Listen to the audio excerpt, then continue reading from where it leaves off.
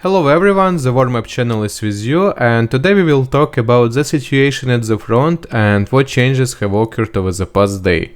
And let's as always start with the losses that the Russian army suffered over the past day.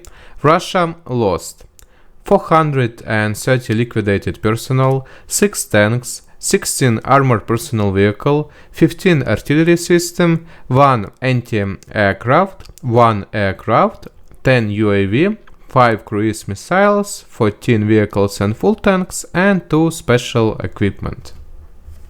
Very good result for Ukrainian army. There have not been any special changes at the front over the past day, but a very interesting event is taking place in the Kherson region, namely the Russian side continues the mass evacuation of all authorities that acted illegally there, and also announced the evacuation of the population.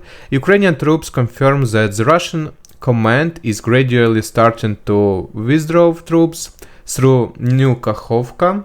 Here, as well, mobile internet connection was turned off in these areas to hide this fact. But also the Ukrainian army is afraid that this could be a provocation, and the Russians are preparing to hit the evacuation convoys and blame the Ukrainian army forces for this. Perhaps this is all done in order to retreat from the civilian population, Kherson, with the minimal losses. Thus, the Russian army wants to use the local population as a shield for the safe retreat of Kherson. They are not concerned about the safety of civilians, but only their own, because they understand that due to the fact that the trade roads are virtually all cut by Ukrainian troops, it will be almost impossible to get out without losses. The enemies closed the entrance to the Kherson region for civilians for 7 days, and General Sergei Surovikin the day before voiced a number of strange statements in a stage interview, including readiness for the most difficult decisions against the backdrop of the offensive of the armed forces of Ukraine. Also, in the first months of the war, Russian generals never spoke publicly and moreover did not acknowledge problems at the front.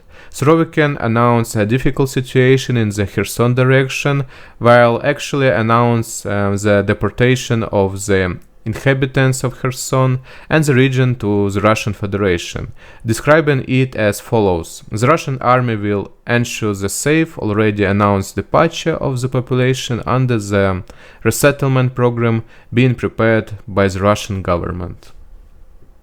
Therefore, I think this and next week will be decisive in the Kherson direction, and we will see a lot of events there, and I hope very good news will come from there as soon as possible.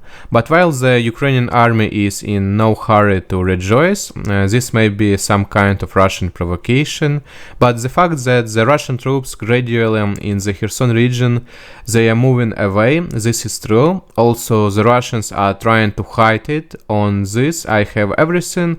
Thank you all for your attention. If this video was useful for you, please like and subscribe to the channel so you can support me. Thank you all and see you tomorrow.